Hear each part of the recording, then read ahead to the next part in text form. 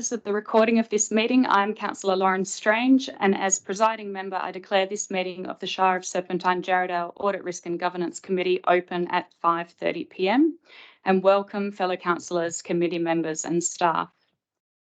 I acknowledge that this meeting is being held on the traditional lands of the Noongar people, and I pay my respects to their elders past and present. I wish to advise that this meeting is being audio recorded in accordance with council policy. No other visual or audio recording of this meeting by any other means is allowed. Item 1 on the agenda is attendance and apologies. I acknowledge councillors Coles, Duggan, Mack and Rich, external members Ms Kay Berry and Ms E Newby. I have an apology from external member Mr J Surley.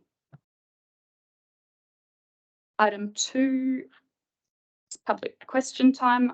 I've received no public questions in advance of the meeting, but would invite anyone in the gallery wishing to ask a question to make it known and come forward.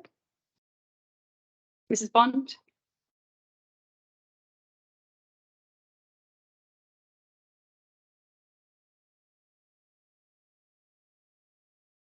Responsible for the operation of Desto Shire, after the knowledge that the Shire President has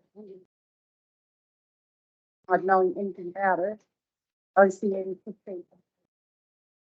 Who will be responsible for continuing?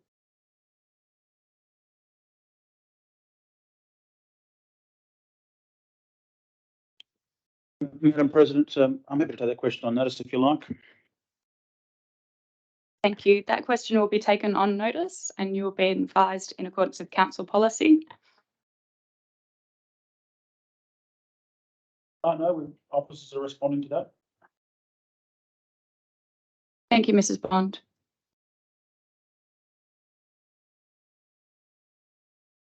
Item 3 is deputations, of which there's nil.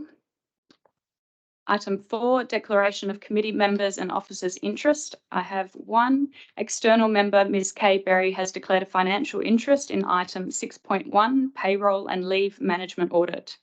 The nature of the interest is my spouse is a Shire staff member.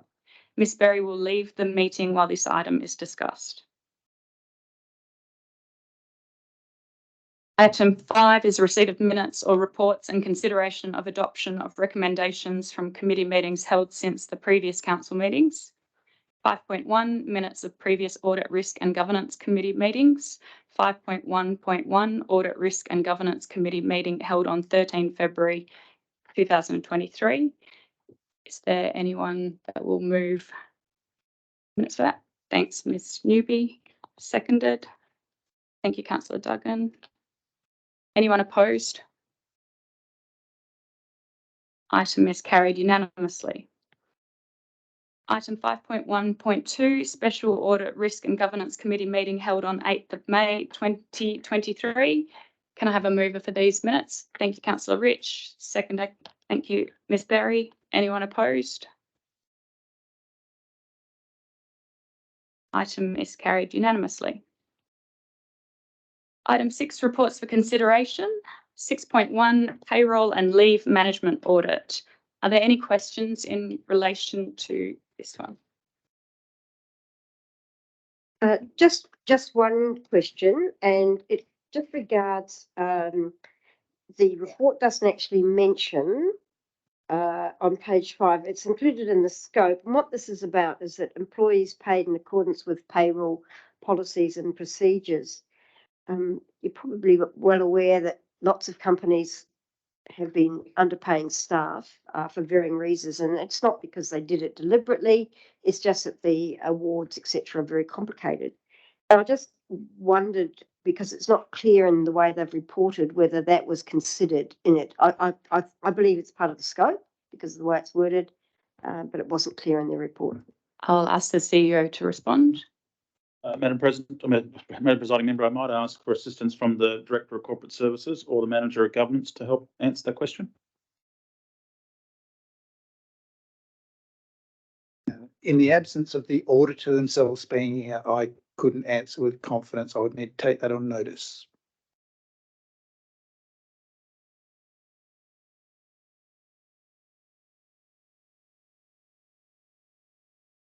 Ms Newby, do you have any further questions? Are there any other questions from any other members?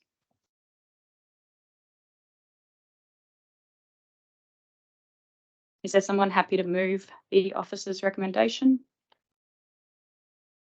Thanks, Councillor Duggan. Ms Newby, are you happy to second? Is there anyone opposed to the motion? Motion is carried unanimously. Item.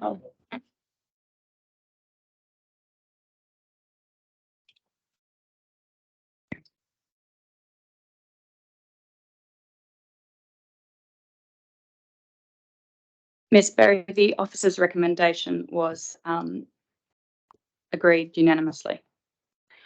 Item 6.2, Strategic Risk Register Quarterly Review Report, May 2023. Are there any questions in relation to this item? Thanks, Ms Newby. Okay.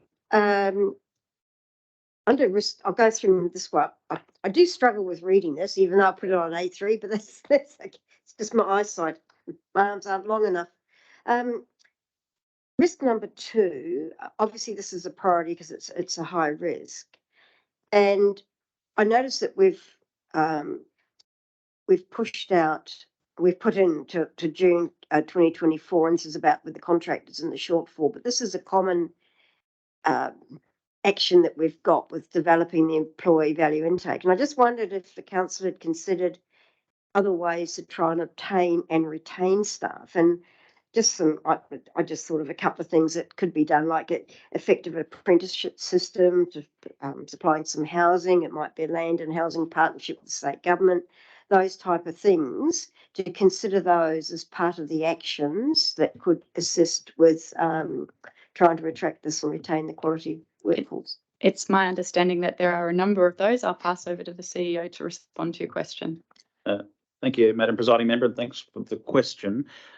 We are developing an organisational roadmap, and we've been engaging with all the staff across the organisation in a series of workshops now for some months, and that's coming to Council in June, which, amongst other things, will do exactly what you've just suggested, not necessarily all those things, but certainly talks to an apprenticeship and apprentice program, traineeship programs. We don't go as far as providing housing, that sort of stuff, but there's actually staff have been involved in a workshop to develop the value proposition as to what they think that should be the attraction, should be the making up of the reason why they, give value to staying in the organisation. So, in fact, in the last 8 months, we've done a lot of work in that space, really. We've also identified, we covered some of this at the last audit meeting as well, but I also mentioned that with many of the staff now working from home on flexible work arrangements, we've actually introduced some more social catch-ups as well, and we're doing monthly all-staff catch-ups, and we're incorporating activities into those, get to know you activities and things. We've found that staff are actually quite keen to come along to those and get engaged. So we've been doing quite a bit of work in that space. And obviously the council last month agreed to call tenders for the upgrade of the amenities in the building here, which includes the toilets and showers and change rooms and new kitchen facilities. So we're sort of doing two-pronged approach, I guess. One's physical upgrades. Last week, some new donga accommodation and toilets were placed at the depot. So we've upgraded the sort of built facilities and built environment there, and we're working on those sort of attraction and retention strategies with the organisational roadmap. So, do you have any further questions? Maybe we can just add to that, and we actually have started to notice that turnover is dropping as a result of that engagement, I have to say, which is encouraging. Good, because that's a major risk for this, for everything that's done here. Under risk 4, the organisational capacity, I'm just wondering if that one is going to be completed in time to be incorporated in that budget process. Could I ask? That's scheme 3, yeah. That's the Director of Development Services to comment on the finalisation of town planning scheme, local planning scheme number 3, which has their 30th of June subject to ministerial approval and gazetting. Thank you for the question. Through you, Committee Chair. We understand that it is with the minister after, I guess, the best part of more than 3 years by measure of when it was finally finally endorsed by council. It's gone through the process of final consideration by the Planning Commission, and yeah, we're confident that we'll see an outcome before the end of the financial year.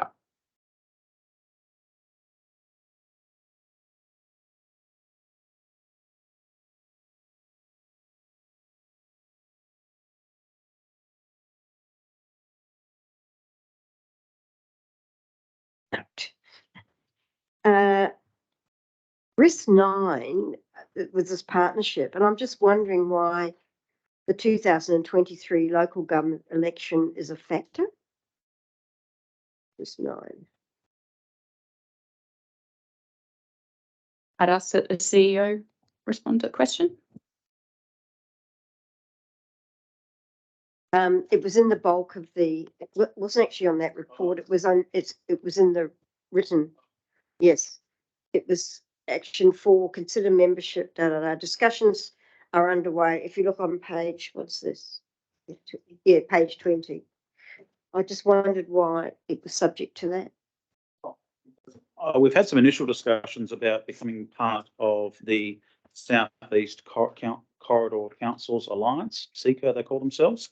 And I guess I was thinking that it might be best to wait until after the October elections to see who's in mayor or president positions in that whole entire corridor, which is Vic Park, Gosnells, Canning, Armidale, and explore that after that point in time. It's a bit sort of maybe premature to do that formally now, as that all may change or may not change.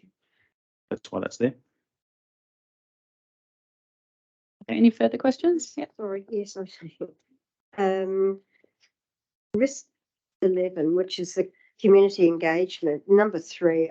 I'm just wondering whether it's realistic to have that will be completed by the end of June. And that's putting it in the induction procedures. That was the training. Yeah, it's incorporating that training.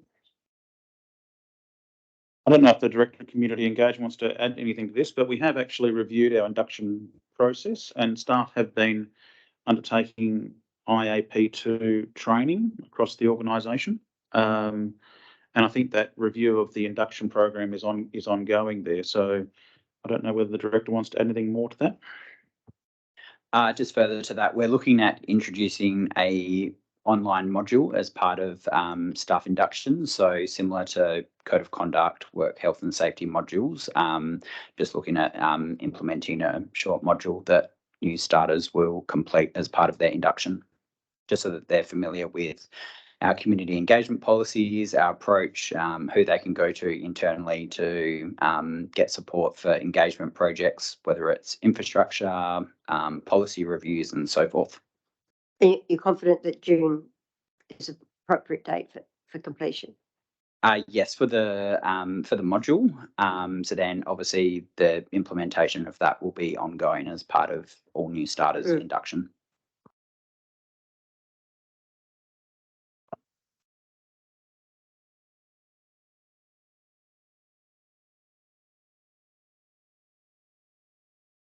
Risk 15, and I'll refer it in here to the paperwork on page 18. Are we involved because of the issues with this work health and safety out at the operations centre? Have LGIS as the insurer been involved in that process? Because I thought that as your insurer for workers' compensation, they should have been advised. To be honest, I'm not sure whether LGIS has been advised, but certainly there's been an audit done and a list of corrective actions prepared, and the staff are working through those. I understand a second audit's being done as well, and staff members are working with the team there. Staff members in the occupational health and safety team are working with the waste transfer staff to go through those corrective actions. The Director of Infrastructure might add some more detail to how that's progressing, because we certainly have I understand that all the catastrophic risks have been dealt with and are working their way through. So we've certainly spent a lot of time the last few weeks trying to address those risks. Thanks, Paul. Through the chair, so we've done 2 audits, one for the operations center, safety audits, one for operations center, one for waste transfer station. So in both audits, there was a list of corrective actions that need to be implemented, and staff have been working through both those corrective action lists. They're not by no means completed yet. So some need a resourcing in terms of funding and external, but we are working through the lists that have been identified as part of the audit. And maybe I'll just add that as a result of the review that's undertaken, that's referred to in the report, officers will be bringing back a series of recommendations to council at the June council meeting for council to consider how we address some of those. You can pass council over to Reza, address some of those issues there, because some will require some funding, like for example a boom gate, and require some investment funds to actually resolve them. So I'm more confident now that we're progressing through those corrective actions, and I think in a few months' time we'll be more on top of those. So I think it's important to note, because there are personal liabilities to councillors, members of the council attached to that.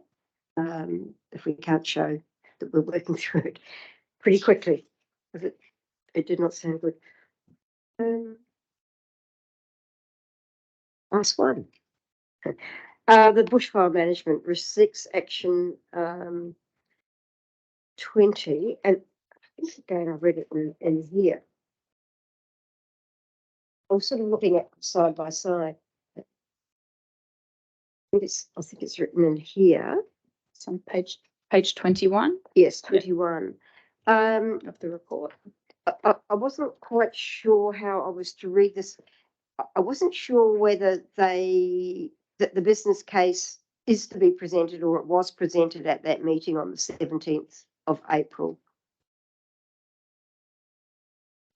Page 21, it's risk 6 action 20. It's the one, implement an opt-in text system for the Shire of Serpentine Jarrahdale for those total fire bans and or vehicle and harvest movement. I might ask the Director of Development Services to answer that question, as he's been dealing with that matter. Yes, thank you for the question. So the resolution calls for the business case. So the business case has actually been developed and will be presented as part of the forthcoming budget workshops for council. Are there any questions from anyone else? Councillor Coles? Thank you. My question is in relation to delegations, and I do notice that one of the controls for delegations, I think it's risk 5, is annual review of delegations.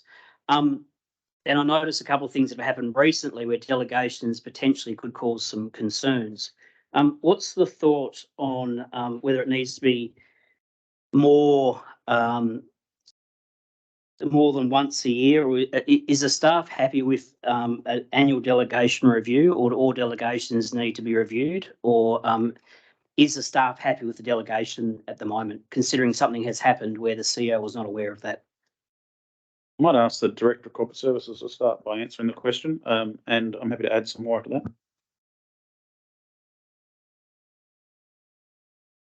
So the annual review is a statutory requirement. So that's, and I guess traditionally it's reviewed annually.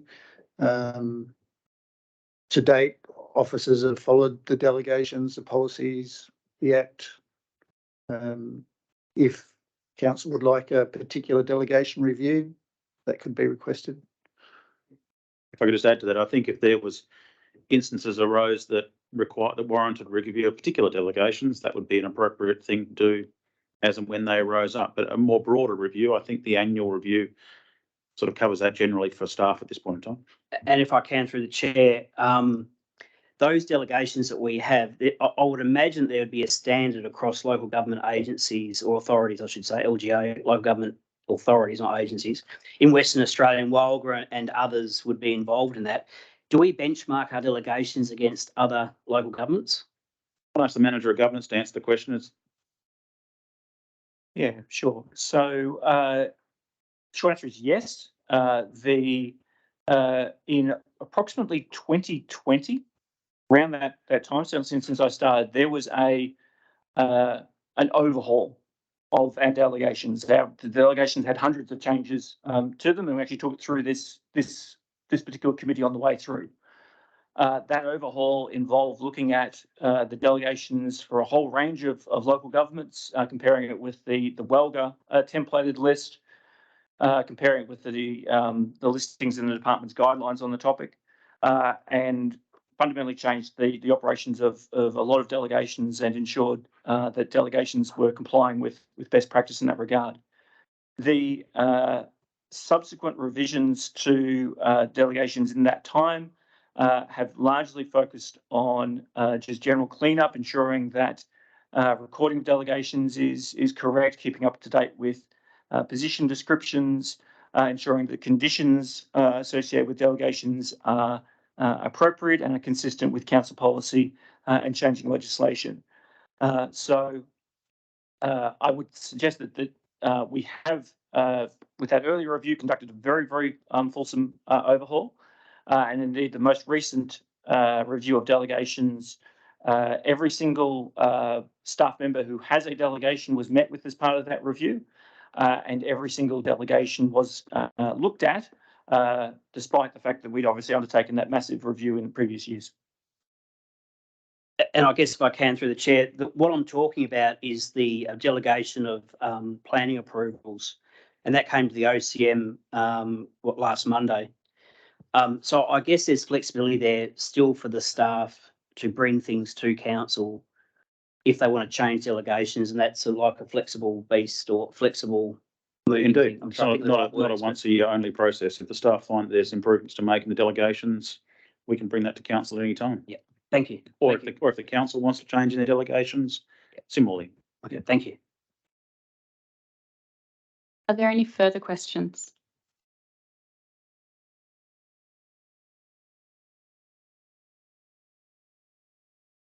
Is there someone happy to move the officer's recommendation? Thanks, Ms. Newby. Councillor Coles, are you happy to second?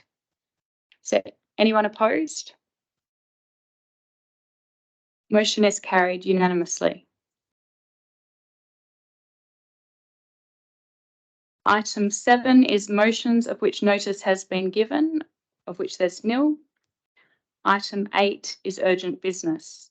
Councillor Coles, do you wish to move the motion you provided to me on Friday, the 19th of May? Yeah, thank you, presiding member, if I can, and just for the benefit of the other committee members, it looks like it's up on the screen, but it is that the Audit, Risk and Governance Committee recommends that council requests that the Chief Executive Officer prepare a report to the 20th of August 2023 Audit, Risk and Governance Committee regarding the matter of Perth GCLM 11334. My glasses. 11334. Shire of Serpentine Jarrahdale against Rich and Lenore. Madam Presiding Member, before the committee considers that matter, whether it's urgent or not, there might be some debate about that. The committee might like to consider whether it wants to go behind closed doors and do that consideration behind closed doors. Mr. CEO, I have already advised Councillor Coles that I don't consider the motion as it stands to meet either of the criteria that are mandated under the Shire's standing orders. If the matter is to be considered urgent. If there's any additional information that has not been provided that would show that the matter meets those criteria, I'd be happy to hear them. Thank you. I assume you want me to address that, presiding member? I guess, Madam Presiding Member, the question is whether you want to provide Councillor Coles an opportunity behind closed doors or in a public forum.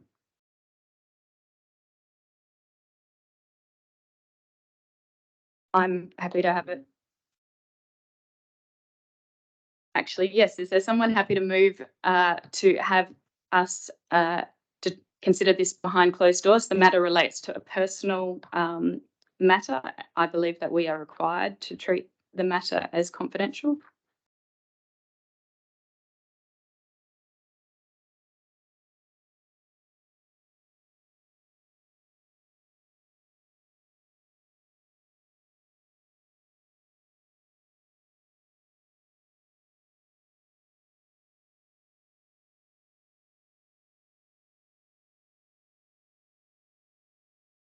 Okay, excuse me, but I am new to this. I think when it comes to personal matters of personal nature, they should be behind closed doors. If it comes to reputation, that is something that's not really a council agenda item. Considering we don't know the crux of it as well, then I think it needs to be behind closed doors at this point in time, as to whether we discuss it. Ms Newby,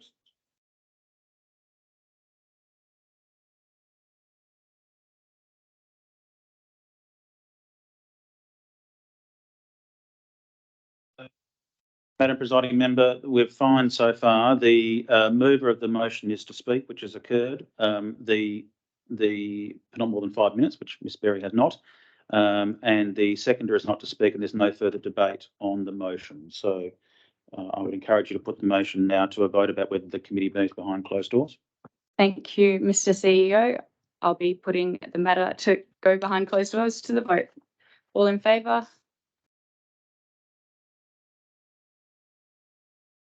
Against? Item is carried 4-3. Thank you. I would ask the votes recorded. Thank you, presiding member.